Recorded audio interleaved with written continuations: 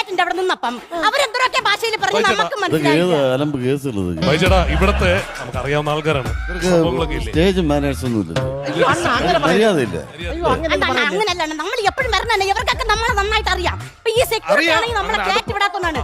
എന്നിട്ട് എന്റെ അണ്ണ ഈ സെക്യൂരിറ്റി ചോദിച്ചപ്പോ എന്റെ അണ്ണ ഒരു കാര്യം പറഞ്ഞ ഉടനെ സ്വിച്ചിട്ട പോലെ പോലീസുകാർ വന്ന് നമ്മളെ പിടിച്ചോണ്ട് പോയി. പിന്നെ അവിടെ നമ്മളെ കല്ലൂട്ടാങ്കുടിയിലെ ഗിൽപ്പർ തന്നന്റെ അനിയ ഉള്ളത് കൊണ്ട് നമ്മൾ രക്ഷപ്പെട്ടണ്ണ. ഞാൻ നിന്റെ അടുത്ത് പറഞ്ഞ എന്താണ് ഇന്നലെ വരാനല്ലേ സുനി പറഞ്ഞത്? എന്നിട്ട് ഇപ്പോഴാണോ സുനി കയറി വരണത്? അത് എന്റെ കുറ്റമല്ല, ഇവളെ കുറ്റമാണ് ഇന്നലെ വരാത്തത്. അയ്യോ അണ്ണാ, അത് വേറൊന്നുമല്ല. നമ്മളവിടെ കോവിൽ ഉത്സവമായിരുന്നു കേട്ടോ. അപ്പൊ നമ്മളൊക്കെ കമ്പക്കെട്ട് നമുക്കായിരുന്നു. അപ്പൊ നമ്മളവിടെ ചാനലിന്റെ അവിടെയാണ് കമ്പക്കെട്ടിട്ട് പൊട്ടിച്ചോണ്ടിരുന്നത്. അപ്പൊ ഞാൻ എന്റെ ചിറ്റപ്പനും കൂടെ അവിടെ കമ്പക്കെട്ടിട്ട് പൊട്ടിക്കുമ്പോ സൗണ്ട് കേട്ട് ഞങ്ങൾ രണ്ടുകൂടെ പേടിച്ച് ചാനലിനകത്ത് വെടിവെക്കുന്ന ആൾക്കാരാണ് ചേട്ടാ. നമ്മുടെ കമ്പക്കെട്ട്, പൂത്തിരി അങ്ങനെയുള്ള സാധനങ്ങളെല്ലാം സെറ്റ് ചെയ്യുക. നമ്മൾ തിരുവനന്തപുരത്ത് നിന്ന് വരണേണ്. സംസാരം കേട്ടപ്പോ എനിക്ക് മനസ്സിലായി.